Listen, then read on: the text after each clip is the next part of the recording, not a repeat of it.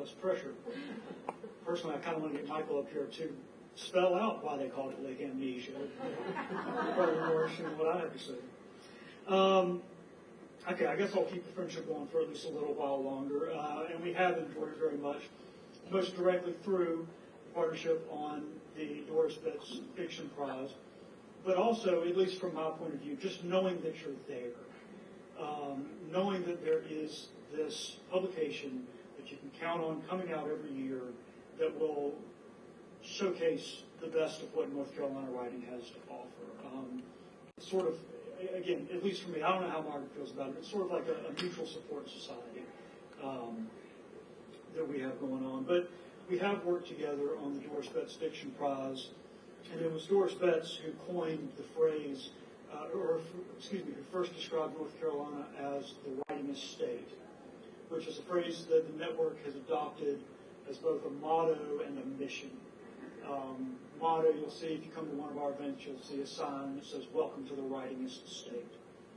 We got into an online war with people from Minnesota once about that.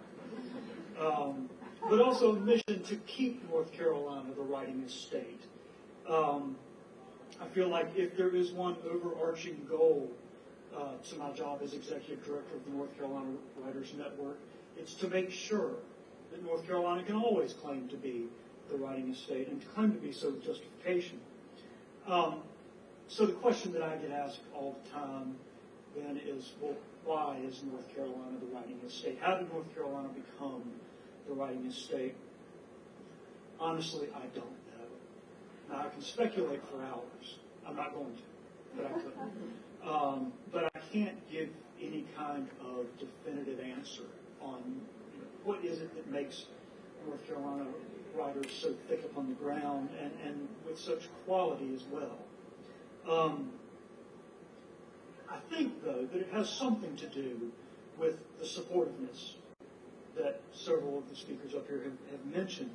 And I sort of wanted to deal with that notion of our niceness in the essay that I wrote for this most recent issue of the NCLR, which, by the way, I was so honored. I mean, it's been a long-standing goal of mine just to get something in NCLR. To be asked to write something positively gave me the papers. So if you'll allow me, I'm going to read a brief excerpt from that essay. Lordy, but we are nice in North Carolina, even the writers. Everyone says so. In most places, I'm told, writers are the snipingest, whiningest, envious collection of malcontents, weirdos, and conceited sons of bitches one could find. In this state, writers, by and large, are gracious and supportive. Even our most celebrated authors evince a down-home humility, a refusal to get too far above their just folks raising, even if that humble raising is itself a bit of authored imagination. We have been this way for some time, long enough for the practice to count as tradition, as characteristic, long enough to have examples that take on the tone of legend. But the niceness by itself does not make us the writing estate. This state ought to scream and howl, to be rent by ghosts, terrible and revenant. Look at us.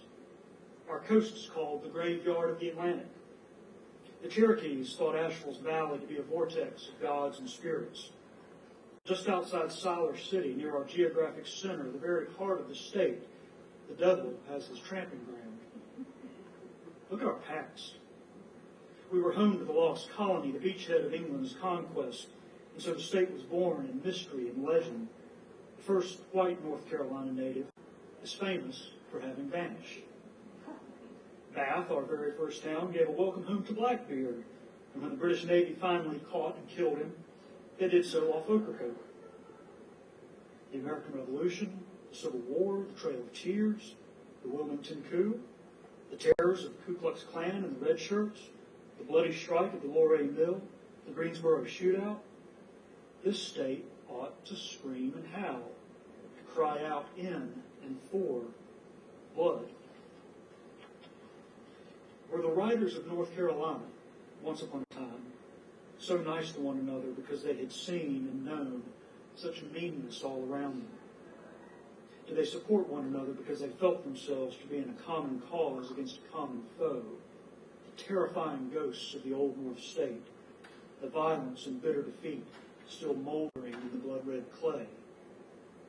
Did they see themselves competing, not against each other, for the illusory prizes of sales and fame, but against the hateful ignorance that will, not die and stay dead, which seeks, to deny all that a writer needs: curiosity, community, courage, joy?